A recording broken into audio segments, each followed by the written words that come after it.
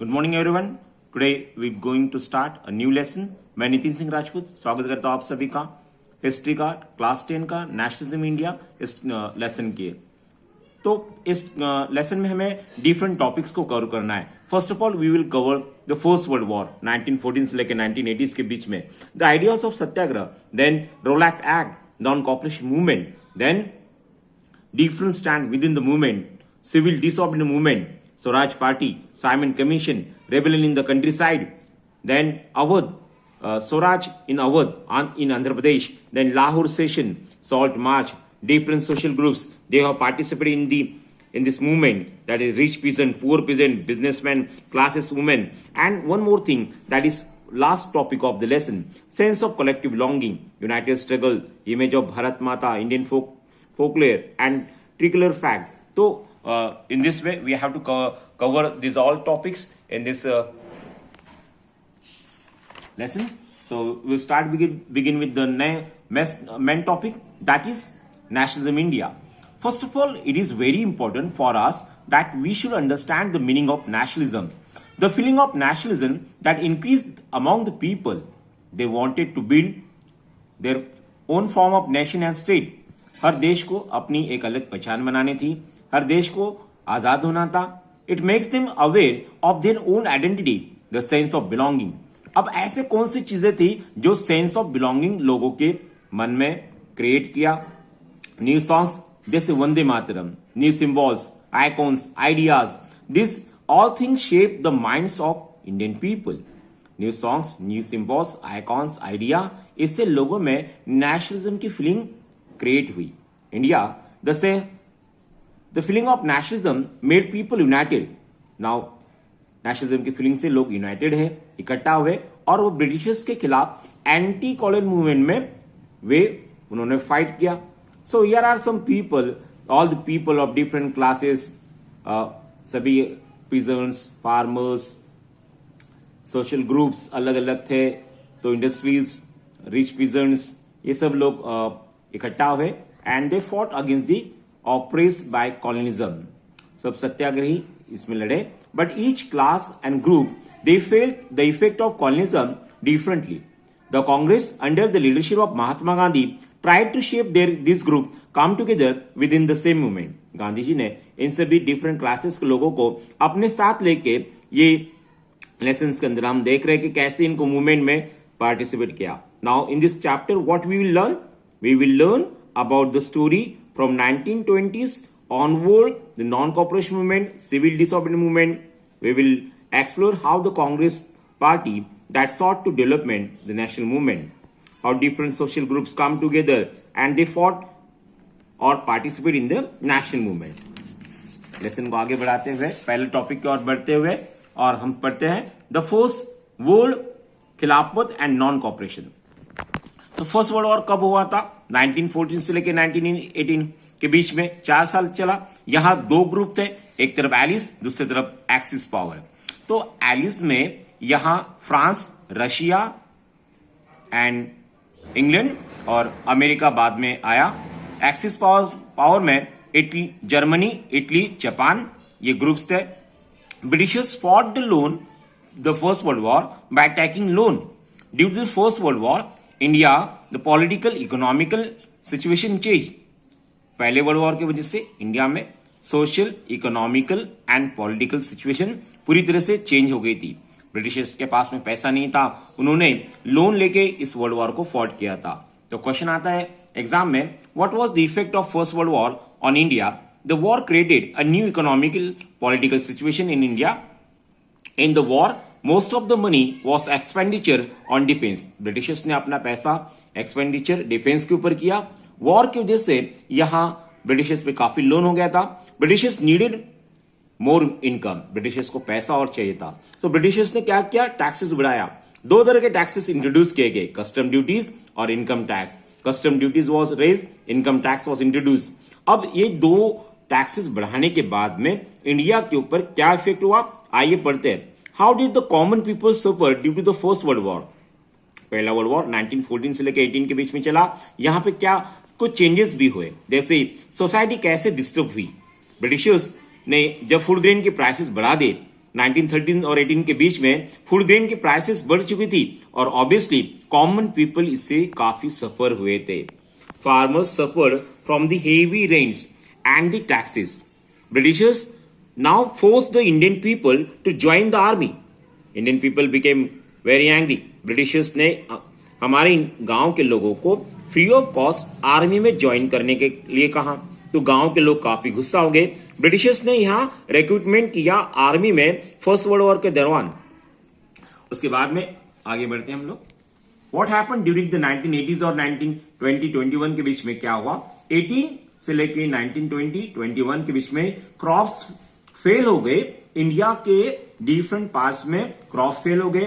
Crop fail होने की वजह से एक तरह से प्रॉब्लम फूड का आ गया. फूड शॉर्टेज हो गया इंडिया के अंदर. और एक सबसे बड़ी प्रॉब्लम जैसे अभी हमने कोरोना को फेस किया, उसी समय में 1980s के बाद में इन्फ्लुएंजा एपिडेमिक प्लेग जैसी बीमारी फैली और इसी 1921 के चलते लगभग इस बीमारी की वजह से 12 से 13 मिलियन लोग मर गए. So famine came and epidemic disease की वजह से so many people died. 12 to 13 million people died. After the first world war, people of India hope that पहला वर्ल्ड वॉर हो गया, एंड हो गया. लोगों को लगा हमारा जो सफरिंग है ये खत्म हो जाएगा, लेकिन ऐसा नहीं हुआ.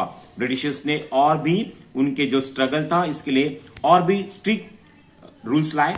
Next topic the idea of satyagraha. यहाँ ये टॉपिक खत्म होता है पहला वर्ल्ड वॉर और उसका इफेक्ट क्या होता है. आइए हम पढ़ते हैं 1.1 द आइडिया ऑफ सत्याग्रह. तो first of all it is very important that we have to learn the meaning of satyagraha. Satyagraha क्या होता है, गांधी जी ने कैसा सत्याग्रह स्टार्ट किया.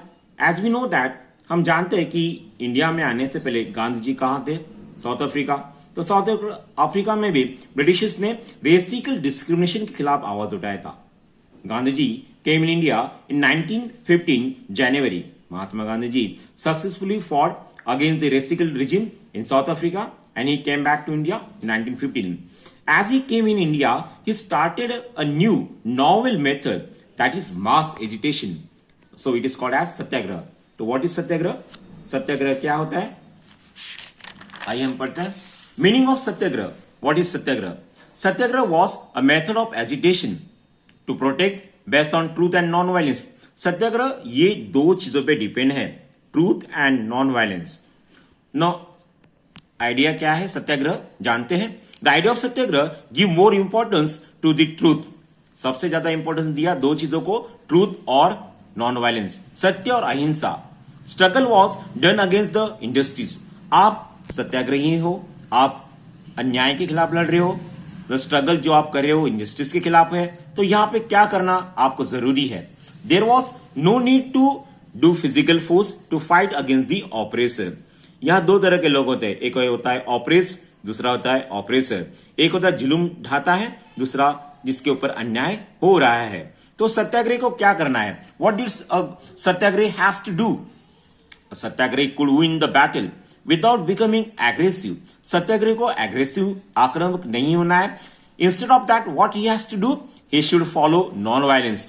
उन्हें नॉन वायलेंस करना है और उस जो ऑपरेसर है उसके को साइंस को जागरूक करना है. जो ऑपरेसर जुल्म ढा रहा है, we should pursue to see the truth.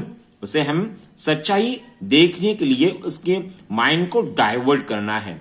We don't have to force the oppressor to accept the truth.